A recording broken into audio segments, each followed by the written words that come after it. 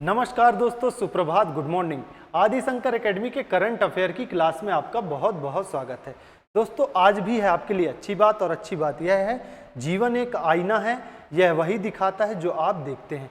यानी कि आप अपने जीवन में जो भी बनना चाहते हैं, जो भी सपने आप देखते हैं, उसी ओर आप अग्रेसित होते हैं और उसी ओर आपके कदम भी बढ़ते हैं। इसलिए आप अपने जीवन में अच्छे से अच्छा विचार कीजिए, अच्छे से अच्छा अपने बारे में सोचिए, ताकि आप एक अच्छे रास्ते पर चलकर एक अच्छी सी मंजिल पा सकें। इसी बात के साथ बढ़ते हैं आज की क्लास में और देखते हैं पहला प्रश्न। तो पहला प्रश्न यह है कि हाल ही में राष्ट्रीय प्रसारण दिवस कब मनाया गया है? When was national broadcasting day celebrated recently? तो आप सभी को यह याद रखना चाहिए कि ये जो ब्रॉडकास्टिंग डे है, यह भारत में मनाया जाता है 23 जुलाई को। याद रखेंगे, 23 जुलाई को यह जो ब्रॉडकास्टिंग डे है मनाया जाता है। बात करें खबर की, तो भारत में पहले रेडियो प्रसारण के उपलक्ष्य में 23 जुलाई को राष्ट्रीय प्रसारण दिवस मनाया जाता है। देश में पहला रेडियो प्रसारण 23 जुलाई 1927 को इंडियन ब्रॉडकास्टिंग कंपनी के बॉम्बे स्टेशन से हुआ था। याद रखेंगे आपकी 23 जुलाई वर्ष 1927 को इंडियन ब्रॉडकास्टिंग कंपनी के द्वारा पहला रेडियो प्रसारण किया गया था। कब? 23 जुलाई 1927 को। और इसका नाम किसने किया था? आईबीसी ने, इंडियन ब्रॉडकास्टिंग कंपनी ने किया था। अब इसी इंडियन ब्रॉडकास्टिंग कंपनी ये जब बनी थी, तो उसके कुछ साल बाद यह बंद हो गई, है ना, परिसमापन इसका हो गया, और इसको पुनः 1930 में चालू किया गया। और 1930 में तत्कालीन ब्रिटिश जो सरकार थी, उसने इसको चालू किया और इसका नाम बदलकर किया ISBS, यानी कि इंडियन स्टेट ब्रॉडकास्टिंग सर्विस कर दिया। याद रखेंगे, इसका नाम क्या किया? इंडियन स्टेट ब्रॉडकास्टिंग सर्विस कर दिया गया इसका नाम, ठीक है। और ब्रिटिश सरकार लगातार इसको चलाती रही, और वर्ष 1936 में इसी ISBS का नाम बदलकर कर दिया गया AIR, ऑल इंडिया रेडियो कर दिया गया। क्या कर दिया गया? All India radio. और ये ऑल इंडिया रेडियो जो था, पूरे भारतवर्ष में रेडियो का प्रसारण करने लगा। यही रेडियो आज़ादी तक जारी रहा, और आज़ादी के बाद वर्ष 1957 में इसका नाम बदलकर कर दिया गया आकाशवाणी। आप याद रखेंगे, इसका नाम क्या कर दिया गया? आकाशवाणी। तो भारत में रेडियो को लेकर बहुत ही अच्छा माना जाता था। घर घर में रेडियो था और इसे लोग अपने साथ रखते थे। बड़ा ही अच्छा माहौल होता था उस समय, पुराने समय में जब रेडियो होते थे। अब तो आजकल यूट्यूब, इंस्टाग्राम या जितने भी सोशल मीडिया प्लेटफॉर्म हैं, उसके माध्यम से हम बहुत सारी खबरें, बहुत सारे गीत संगीत सुनते हैं। लेकिन पुराने समय में रेडियो के माध्यम से हम गीत संगीत के साथ साथ समाचार, क्रिकेट कमेंट्री आदि सुनते थे। तो रेडियो जो था उस समय सामान्य जनजीवन में बहुत ही दैनिक जीवन के बहुत सारे हिस्सों में शामिल था। तो ये जो रेडियो है 1957 में आकाशवाणी के नाम से जाना जाने लगा। और आज जो है यह आकाशवाणी दुनिया का, याद रखेंगे, दुनिया का दूसरा सबसे बड़ा रेडियो नेटवर्क है। दूसरा सबसे बड़ा रेडियो नेटवर्क है, सबसे बड़ा रेडियो नेटवर्क। ये आपको याद रखना है कि दूसरा सबसे बड़ा रेडियो नेटवर्क है। और यह इतना बड़ा रेडियो नेटवर्क है कि पूरे भारतवर्ष में 23 से अधिक भाषाओं में और लगभग 179 बोलियों में और 420 रेडियो स्टेशनों में, याद रखेंगे, 420 रेडियो स्टेशनों में इसका प्रसारण प्रतिदिन होता है। तो 23 भाषाओं, 179 से अधिक बोलियों और 420 से अधिक रेडियो स्टेशनों में इस आकाशवाणी का प्रकाशन होता है। और इसके साथ ही यह विश्व का दूसरा सबसे बड़ा रेडियो स्टेशन बन जाता है। अगर इस आकाशवाणी के आदर्श वाक्य की बात करें तो इसका आदर्श वाक्य है बहुजन हिताय बहुजन सुखाय। ये आपको याद रखना है। तो रेडियो का बड़ा महत्व था और आज भी हम सबको अपने आकाशवाणी में कुछ न कुछ सदैव सुनते रहना चाहिए। रेडियो के महत्व को जीवंत रखना चाहिए ताकि हमारा ये प्यारा सा रेडियो हम सब के जीवन में ऐसा ही बना रहे और रेडियो की जीवंतता बनी रहे। आजकल का जो समय है यूट्यूब या फेसबुक या इंस्टाग्राम का, उससे हटकर भी हमें अपना रेडियो जरूर सुनना चाहिए ताकि हमारा ये प्यारा सा रेडियो सदैव जीवित रहे। चलिए बढ़ते हैं, अगले प्रश्न की बात करते हैं। तो अगला प्रश्न है, हाल ही में किसने ग्लोबल बेस्ट मैजिक क्रिएटर 2025 पुरस्कार जीता है? Who recently one the global best magic creator 2025 award? तो आप फोटो से अंदाजा लगा पा रहे होंगे कि ये जो फोटो में है ये है सुहानी शाह। बात करें खबर की तो राजस्थान की एक मानसिक विशेषज्ञ सुहानी शाह ने बेस्ट मैजिक क्रिएटर 2025 का खिताब जीता है। यह पुरस्कार फिज्म यानी कि फेडरेशन इंटरनेशनल डेस सोसाइटी मैजिक्स द्वारा प्रदान किया गया है और इस अवार्ड को जादू का ऑस्कर भी कहा जाता है। याद रखेंगे कि जो बेस्ट मैजिक क्रिएटर का जो अवार्ड है जिसे किसने दिया है, फेडरेशन इंटरनेशनल डेस सोसाइटी मैजिक्स ने, इसे जादू का ऑस्कर भी कहा जाता है और यह जीता हमारे भारत की सुहानी शाह ने। चलिए बढ़ते हैं, अगले प्रश्न की बात करते हैं। अगला प्रश्न यह है, हाल ही में भारत की पहली खनन पर्यटन परियोजना कहाँ शुरू होगी? Where will India's first mining tourism project start recently? तो ये जो टूरिज्म प्रोजेक्ट है यह खननों से या खदानों से संबंधित है, यानी कि खदान में पर्यटन को लेकर झारखंड जो राज्य है, झारखंड राज्य यह बढ़ावा देगा इसको और इसको शुरू करेगा। यह 5 अगस्त से। बात करें खबर की तो देश का पहला खनन पर्यटन 5 अगस्त से झारखंड में शुरू होगा। कोयला खदानों का अनुभव प्रत्यक्ष रूप से इसमें पर्यटन कर सकेंगे। इस समझौते के तहत माइनिंग टूरिज्म की शुरुआत हजारीबाग के नॉर्थ उरीमारी माइन से होगी। पर्यटन के इस अनूठे अनुभव का लाभ 12 वर्ष से अधिक उम्र के लोग ले सकेंगे, यानी कि जो जिसकी उम्र 12 वर्ष से अधिक है वह जा सकेंगे, इसमें पर्यटन में घूम सकेंगे, खदानों का अनुभव कर सकेंगे, खदानें देख सकेंगे, वहाँ का कामकाज कैसा है, कैसे खदानों में से कोयला निकाला जाता है या चीज़ें निकाली जाती हैं, कैसी वहाँ की टेक्नोलॉजी होती है, क्या क्या चीज़ें होती है, सब वहाँ पर आप देख सकेंगे। बात करें अगर झारखंड की तो झारखंड की राजधानी की अगर बात करेंगे तो राजधानी है रांची। इस रांची से MSD है यानी कि महेंद्र सिंह धोनी है। अगर यहाँ के राज्यपाल की बात करेंगे तो झारखंड राज्य के राज्यपाल हैं संतोष गंगवार यहाँ के राज्यपाल हैं। और अगर यहाँ के CM की बात करेंगे, मुख्यमंत्री की बात करेंगे तो झारखंड राज्य के मुख्यमंत्री हैं हेमंत सोरेन यहाँ के मुख्यमंत्री। ये आपको याद रखना है। चलिए बढ़ते हैं, अगले प्रश्न की बात करते हैं। तो अगला प्रश्न है, हाल ही में किस राज्य की कैबिनेट ने महिलाओं को संपत्ति पर 1% स्टाम्प शुल्क में छूट को मंजूरी दी है? Recently which state cabinet has approved a 1% stamp duty exemption for women on property? तो ये जो राज्य है आप फोटो से अंदाज लगा पा रहे होंगे कि यह राज्य है उत्तर प्रदेश, जो कि अब जो भी जितनी भी संपत्तियों का क्रय होगा अगर वह महिलाओं के नाम से होगा तो उसमें जो सरकार जो स्टाम्प ड्यूटी लेती है उसमें 1% की कटौती कर दी गई है, यानी 1% अब कब स्टाम्प ड्यूटी सरकार लेगी। तो ये राज्य सरकार है उत्तर प्रदेश। बात करें खबर की तो उत्तर प्रदेश मंत्रिमंडल ने 1 करोड़ रुपए तक की संपत्ति पर अगर वह महिला के नाम पर खरीदी जाती है तो स्टाम्प शुल्क में 1% की छूट को मंजूरी दे दी है।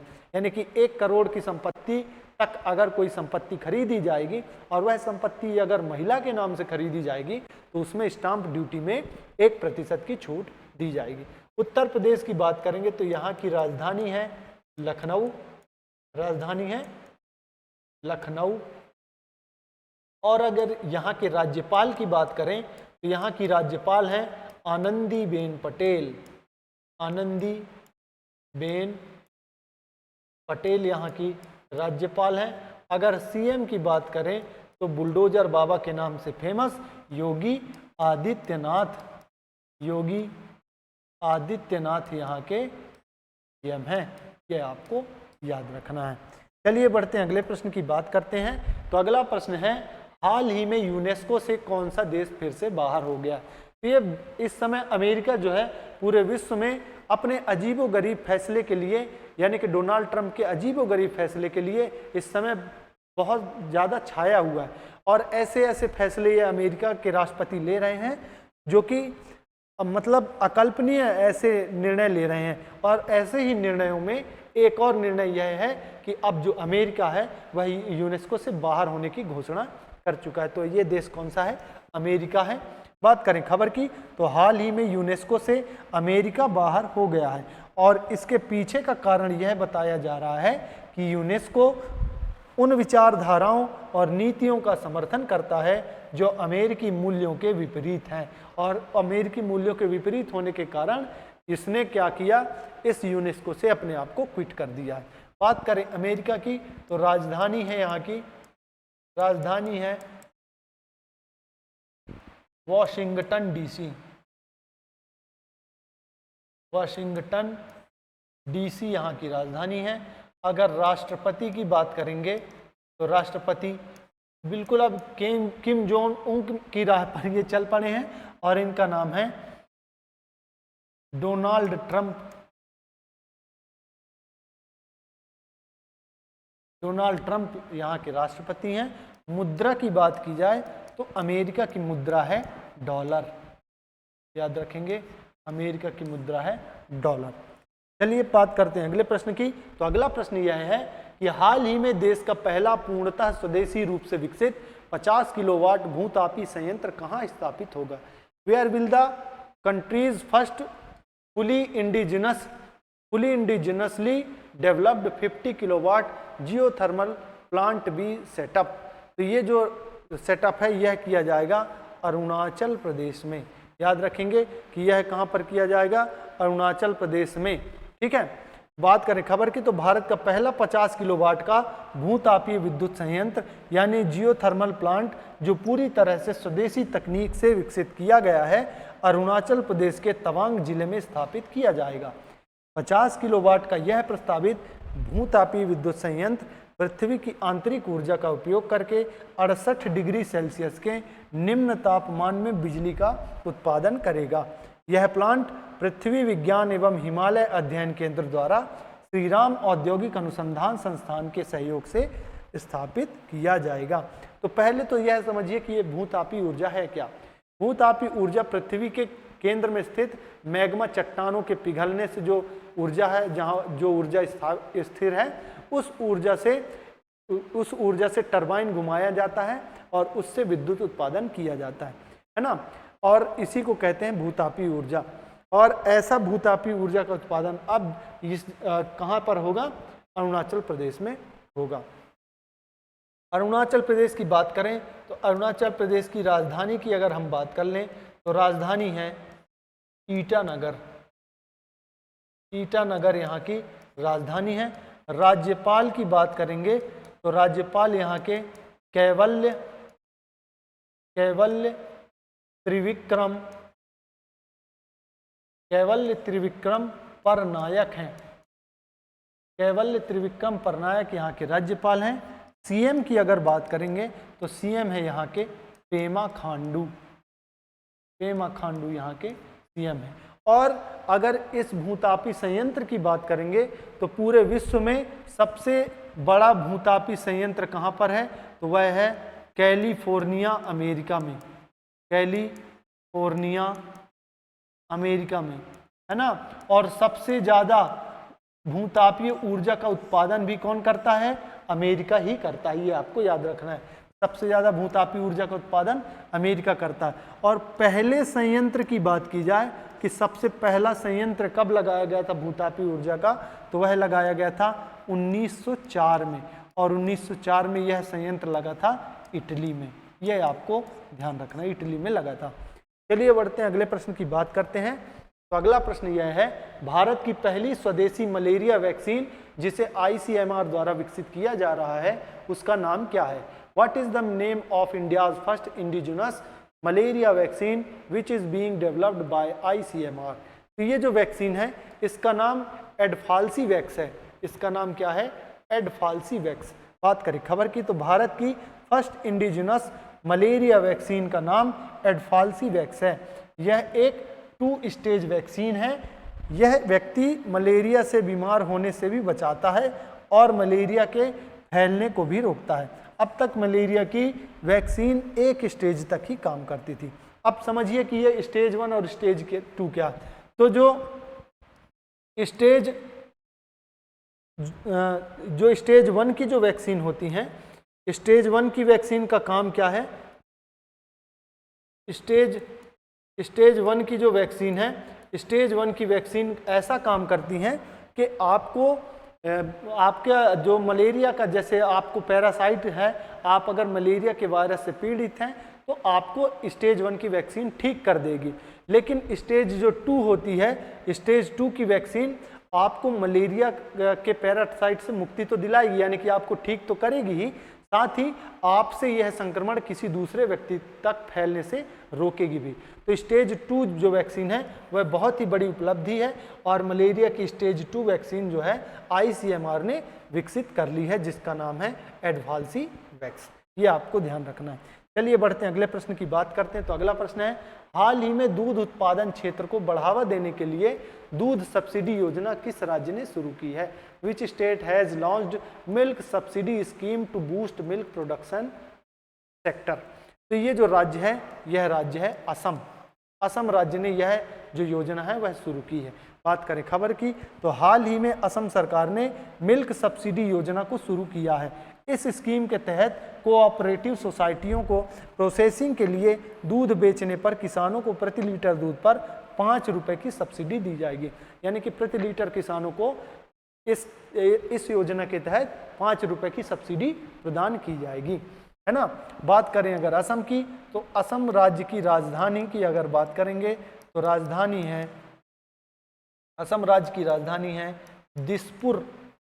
दिसपुर यहाँ की राजधानी है। राज्यपाल की अगर बात की जाए तो असम राज्य के राज्यपाल हैं लक्ष्मण आचार्य। लक्ष्मण आचार्य यहाँ के राज्यपाल हैं। और अगर CM की बात की जाए, मुख्यमंत्री की, तो मुख्यमंत्री हैं हेमंता बिस्वा शर्मा। हेमंता बिस्वा शर्मा यहाँ के राज्यपाल हैं, सॉरी मुख्यमंत्री हैं। ये आपको याद रखना है। बढ़ते हैं अगले प्रश्न की बात करते हैं। अगला प्रश्न है, इसरो और नासा का संयुक्त मिशन निसार उपग्रह कब लॉन्च किया जाएगा? तो ये जो निसार उपग्रह है यह नासा और भारत की स्पेस एजेंसी जो इसरो है और जो अमेरिका की स्पेस एजेंसी है नासा, उन दोनों के संयुक्त प्रयास से यह जो उपग्रह यह लॉन्च किया जाएगा और जिसका नाम रखा गया है निसार। और इस निसार का पूरा नाम क्या है? इसका नाम है नासा इसरो सिंथेटिक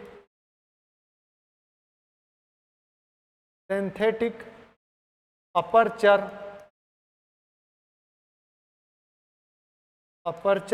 रडार। तो इसका पूरा नाम है NASA ISRO synthetic aperture radar, यानी कि निसार। बात करें खबर की तो नासा और इसरो का संयुक्त mission NASA ISRO synthetic aperture radar, जिसे निसार के नाम से जाना जाता है, 30 जुलाई 2025 को लॉन्च किया जाएगा, जो कि श्रीहरिकोटा सतीश धवन स्पेस सेंटर के दूसरे लॉन्च पैड से होगा। यह लॉन्च रॉकेट GSLV Mark 2 से होगा। इस मिशन का उद्देश्य यह है कि उपग्रह पृथ्वी की सतह में हल्की फुल्की परिवर्तन, ग्लेशियर, प्राकृतिक आपदाओं आदि का विस्तृत अध्ययन करेगा। तो यह बहुत ही अच्छी तकनीक है जो कि जो भारत की रिसर्च एजेंसी है, स्पेस रिसर्च एजेंसी इसरो और नासा, ये दोनों मिलकर इस उपग्रह को लॉन्च करेंगे। और रॉकेट का नाम आपको याद रखना है, रॉकेट का नाम है GSLV Mark 2। ये आपको याद रखना है, यह परीक्षा में पूछा जा सकता है, ठीक है, बहुत ही IMP है। बात करें अगले प्रश्न की तो अगला प्रश्न है, भारत के सबसे बड़े हरित हाइड्रोजन संयंत्र का अनावरण किस शहर में किया गया है? India's largest green hydrogen plant has been unveiled in which city. तो ये जो है पानीपत हरियाणा में इसका जो है अनावरण किया गया है। बात करें खबर की तो L&T की शाखा इंडियन ऑयल की पानीपत रिफाइनरी में हरित हाइड्रोजन संयंत्र स्थापित करेगी। L&T के अनुसार यह संयंत्र 25 वर्षों तक इंडियन ऑयल को सालाना 10,000 टन हरित हाइड्रोजन की आपूर्ति करेगा और यह भारत की पहली सबसे बड़ी सुविधा होगी।